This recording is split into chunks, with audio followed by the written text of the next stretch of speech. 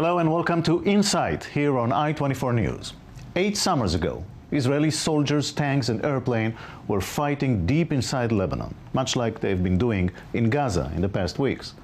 It all started when 2 Israeli soldiers on a border patrol were abducted on Israeli soil by Hezbollah. The war in Lebanon lasted 33 days. It's estimated that over 1,100 Lebanese died.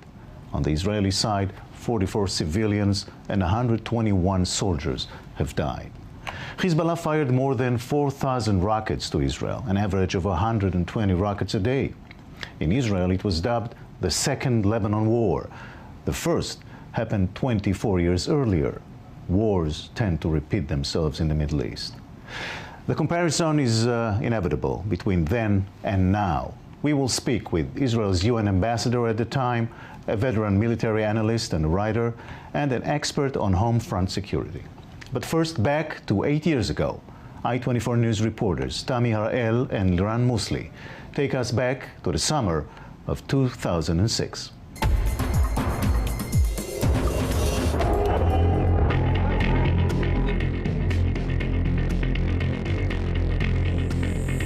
July 12, 2006, 9:30 in the morning. Hezbollah launches dozens of Katyusha rockets on towns and villages in the north of Israel. At the same time, a Hezbollah unit attacks the border fence. Here, near the rural village of Zarit, 2 IDF vehicles are attacked. Eldad Regev and Ehud Goldwasser, on their last day of reserve duty, are wounded and taken. قامت المقاومة الإسلامية صباح اليوم وعند الساعة 9:05 بأسر جنديين إسرائيليين عند الحدود مع فلسطين المحتلة، وتم نقل الأسيرين إلى مكان آمن.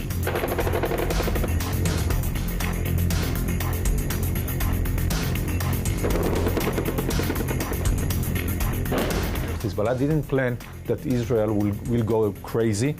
And he didn't plan that Israel will begin a war. We heard Hassan Nasrallah speaking later of miscalculation, and if he would have known, he wouldn't have attacked Israel, etc., etc. He wouldn't have kidnapped the 2 soldiers. What might have led him to do this operation, to kidnap Israeli soldiers, was arrogance, combined with the feeling that he can do it and can get out of it with no punishment. That same morning, as the border between Israel and Lebanon begins to heat up, Ehud Olmert, Israel's prime minister, meets the parents of IDF soldier Gilad Shalit. Shalit was abducted and taken prisoner by Hamas 3 weeks before along the border between Israel and Gaza. We was updating them on the efforts to release their son. Gilad was kidnapped 3 weeks before. They got into the meeting. Suddenly, General Gadi Shamni, the military attaché to the Prime Minister, got in. He told him that there's 2 soldiers that were abducted. And I remember while General Shamni leaving the room, Prime Minister Olmert, we were all standing in the door, and he was shouting, tell the troops to be careful, Hezbollah is waiting for them. A few hours later, the Israeli government meets in an emergency session and decides Israel will begin a military operation against Hezbollah's strongholds in the south of Lebanon. It's the start of the Second Lebanon War. I'm here to say that there won't be any mistake. Our response will be thorough and painful. We won't hesitate to take all the necessary action in order to put an end to the terror coming from Lebanon if they don't immediately stop launching missiles at Israel. I strongly advise them to stop so they don't come to regret their attacks on Israel. I don't think anyone anticipated a long operation, but on the first day, on the first cabinet meeting, Prime Minister Olmert said it's not going to be a 48 hours operation. Israel didn't want to fight Lebanon. Israel had to retaliate when the cabinet ministers went into their meeting on July 12. They didn't understand the meaning of their decisions. If you go back to the decisions of the government, the Israeli government, you won't find a word about a war. Nobody used the word war, never. The phrase Second Lebanon War was taken a year later. A year later. At real time, it was an operation. During the first days of the war, the IDF, with international support, attacked key targets in Lebanon from the air, concentrating on the area of Beirut. The world supported the war.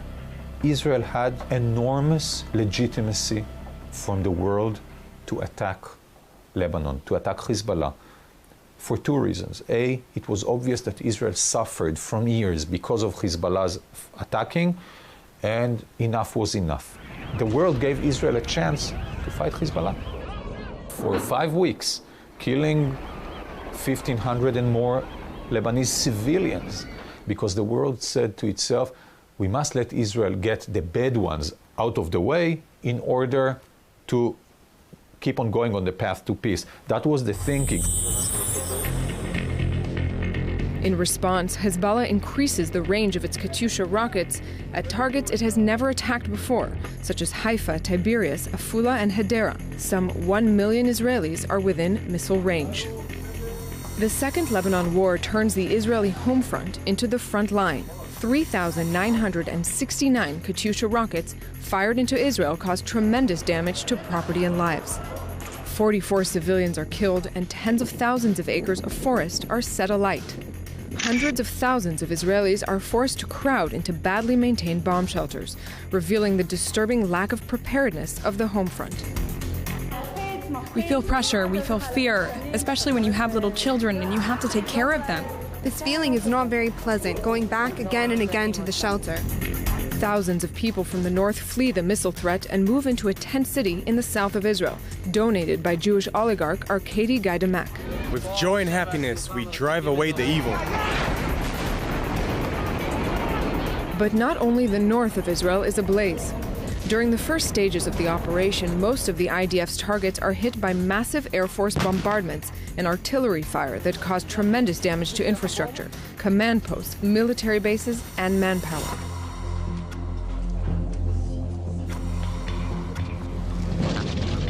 On July 13th, the IDF places a complete sea and air embargo on Lebanon, and IAF fighter planes attack Beirut's international airport, forcing it to close. Some 300 Lebanese and 600 Hezbollah fighters are killed.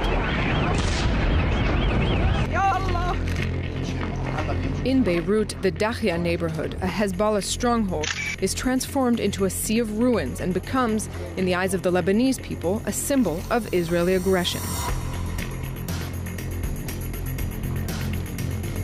On July 14th, just 2 days after the start of the war, Hezbollah fires an Iraqi-made rocket on an Israeli ship as it patrols the Lebanese coastline.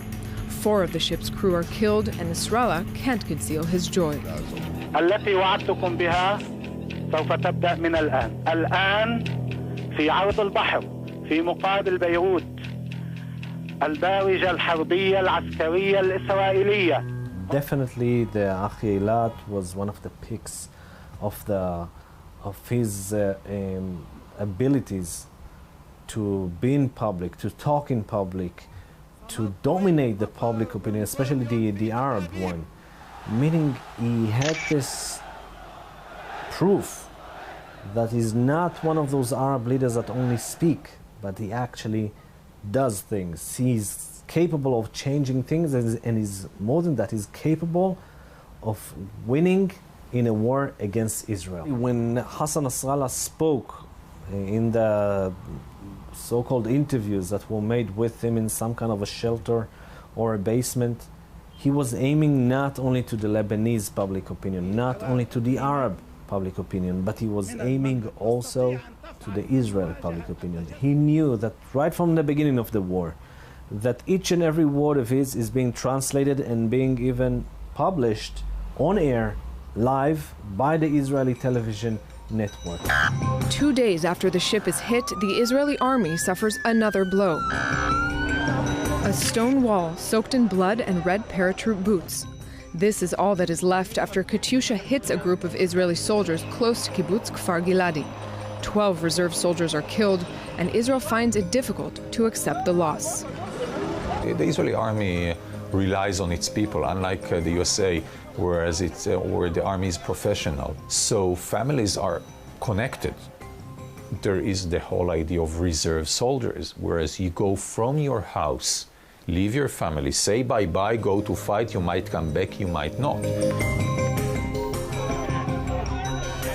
In Israel, criticism begins to be voiced, criticism that grows day by day. The people in the north complain that the state isn't doing enough to protect them. Reserve soldiers complain of out-of-date equipment that is rusted in storage depots, and IDF officers are seen as not knowing the goals and targets of the war. The IDF was totally unprepared. The kidnapping found the IDF surprised, not only by the act itself, but by the unpreparedness of the military actions that Israel wanted to take, but wasn't as ready to do it. With mounting criticism, the Prime Minister orders the Chief of Staff, Dan Halutz, to begin a ground offensive.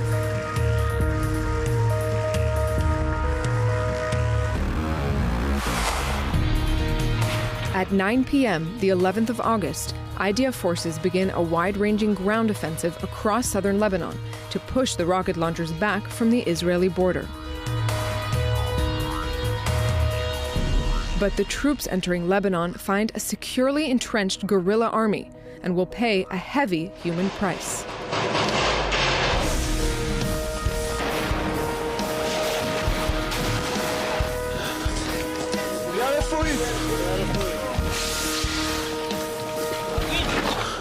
Our forces went in for a search to capture the target.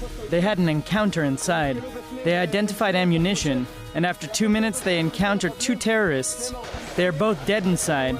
We have a company commander wounded and 2 soldiers wounded in their legs.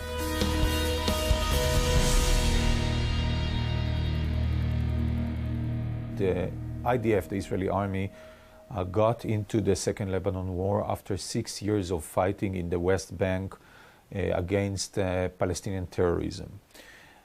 As for the West Bank, the Israeli Secret Service, the Shabak, controls totally the ground. It has very good sources, both technological and human sources. When the same soldiers who, after 6 years, and commanders, were used to get such an advanced intelligence upon going to each house, preventing many lives, and having luxury intelligence, when they went into Lebanon, knowing nothing, it held them back. Despite the criticism leveled against senior officers, during the ground offensive, the fighting ability of the troops stands out, and especially that of IDF officers and soldiers who found themselves in fierce battles, evacuating wounded while under fire and in enemy territory. And this is the picture that symbolizes, perhaps more than any other, the determination of the IDF soldiers. Tomer Boadana, a paratroop officer who was severely wounded in the fighting, shows the world his feelings, even as he's being evacuated from the field. But the international support given to Israel at the start of the operation begins to fall apart. The day after the start of the ground offensive, the UN Security Council approves Resolution 1701, calling for an end to the fighting. But despite this, the IDF continues to fight, deepening its hold on southern Lebanon, in an operation that remains controversial until today. It was necessary for us to go there. I know there's a lot of criticism regarding that. It wasn't a spin, as someone said. It was a tool that the Prime Minister had to take. The entire government supported it. The army recommended it. And that was the right thing to do. The ground offensive came to a halt 48 hours later, but cost the lives of 33 IDF soldiers and 60 wounded. I miss you. The ceasefire is coming into force. Stop shooting. We hope that the ceasefire will hold. We remind you we are still on alert.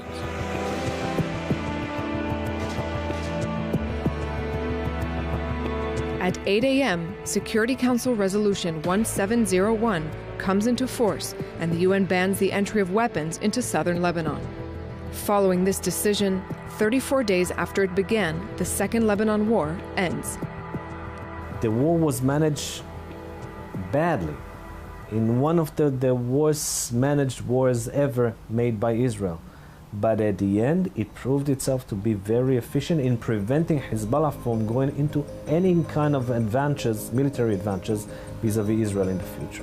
If there is one thing looking 8 years later, is that the northern border of Israel is more quieted than it has ever been. And that's an achievement of the Second Lebanon War. Israel definitely deters Hezbollah from attacking Israel. 8 years later, pictures of the war are seared into the collective memories of Israel and Lebanon. Violent evidence that all war, even if justified, carries a heavy price.